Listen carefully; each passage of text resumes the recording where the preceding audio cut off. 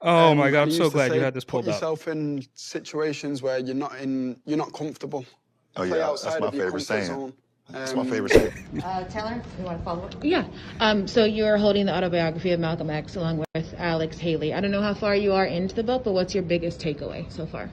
I kind of just started a couple days ago, but I've read and a lot of notes over the years. This is my first time actually reading this from start to finish.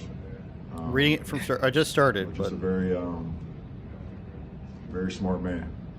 Very, very smart man. So just no knowledge at all.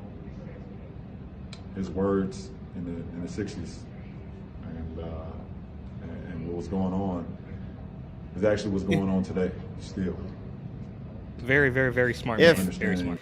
Side note here, if LeBron James knew anything about Malcolm X and he was to say that this is what's still happening today, that would mean that LeBron James believes that the Democrats are using black people as pawns and they should not be trusted. Because that's what Malcolm X believed in. One of many things, of course, but that's one of the biggest things that he would say. So yes. He's clearly not read this book nor actually watched any of the clips or anything of Malcolm X. And, how powerful the Negro can be. I use that word a lot. How powerful we are. But we have to unite, and we have to be together. We have to stand strong, because there's always going to be obstacles. There's always going to be he just goes into an answer about nothing. Things that's going to be thrown at us where they try to weaken us. They try to make us feel like we're not kings and queens. Oh my! I watched the whole game. I seen the whole game. I was at home watching the game, and I said he was going to. Before the game even started, when I seen, I said he was probably going to score 70 tonight. I don't know what made me say that, and my friends was with me, and they was like, okay. So when he got to like 70, I was like, well, he might as well go for 80 now. So wow, what a I'm predictory comment. That performance was unbelievable. You lying? Yeah. You own 2% of Liverpool. How does that come about? I read about the franchise and how amazing it is, and I actually made a trip over, to Liverpool as well and see all the sights and the arena and everything. So it was pretty unique. Yeah, Crouchy is actually a Liverpool legend. He used to play there. I don't know if you knew that. No, I knew that. I didn't get an opportunity to see him play when he was with the club, but I definitely knew that. The current captain, Jordan Henderson, just scored his first goal for England the other day. It was amazing to see. You a fan of his? No, absolutely. And I saw a clip of that too. I didn't get an opportunity to actually see the game live, but I saw that he was able to score one in the match the other day, and I thought that was in the match pretty unique. The fact that he would do that and then also be with Liverpool Football Club. That's unique. It is a question. I just interject there, because since I watch soccer, it's unique that the guy who plays for England, a lot of the English players tend to play for Liverpool. I'm sorry to tell you. It's just, what's the point of lying? He's just a weirdo, bro. To the game, but since it has been a lot of publicity yesterday and today about Godfather Part 2, which is the scene or the moment or the phrase or the quote you like more from the movie? Oh, from The Godfather. It's too many different phrases and too many different lines in that movie to just categorize one.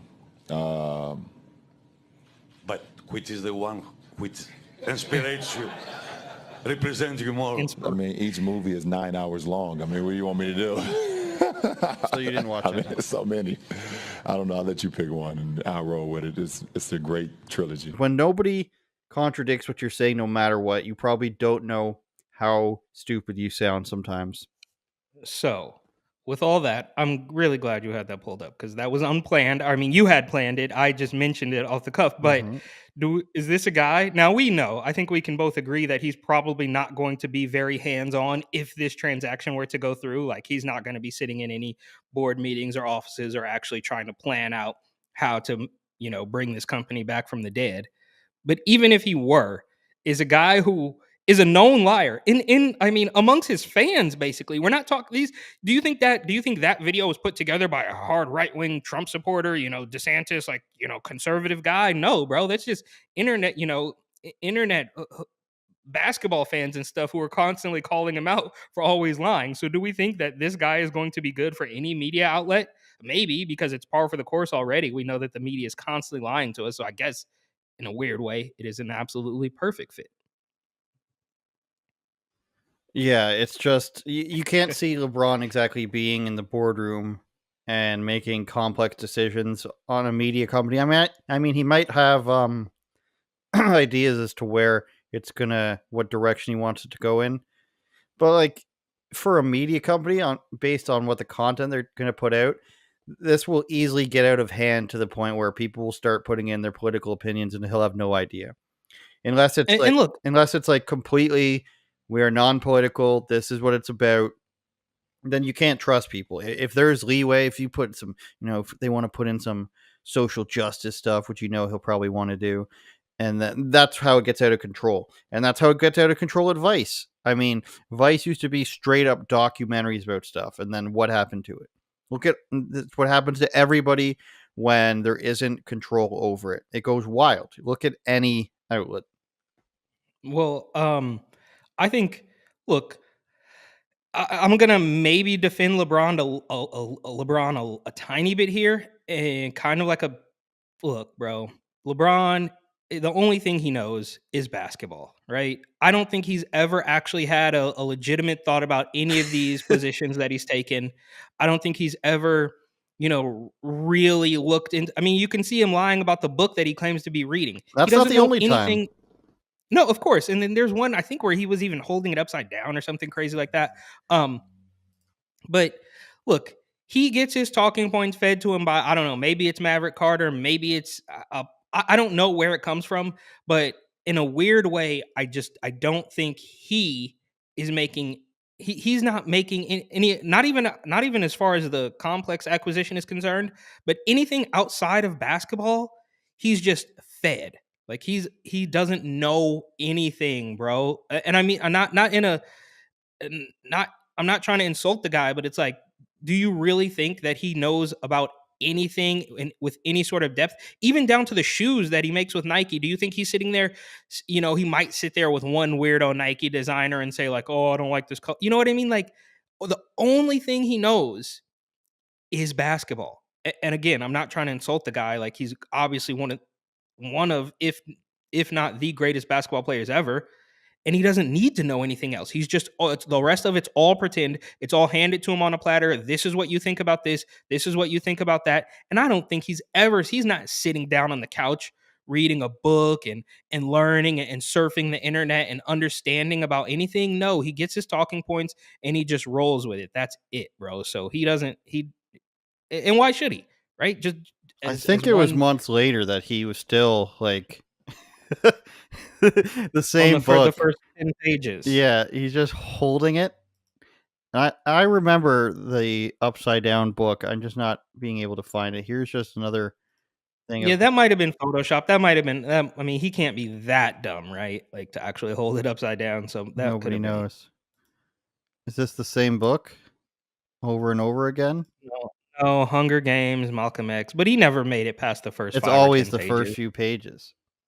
Yeah, yeah. So, and look, and even these photos, somebody probably told him, like, go out there holding this book. You know what I mean? Nothing he's done outside of play basketball has been authentically him. I mean, I don't see it. Like, Why do would you a grown really? man...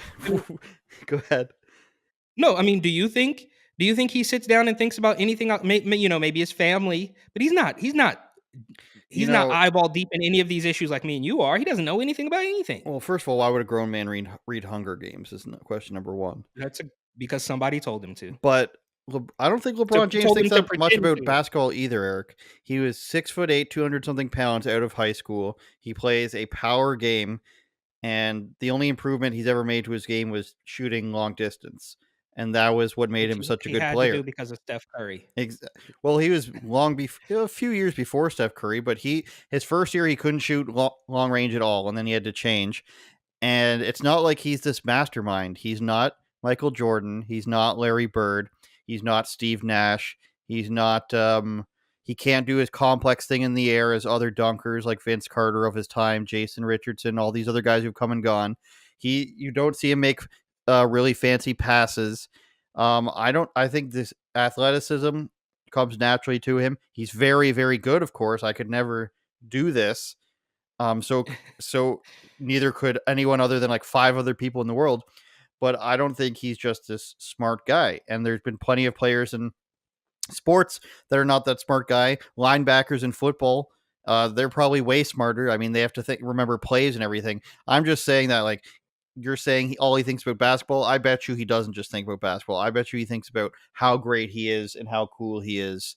And he also talks a lot about how hard it is being black. Turn it up, Jordan.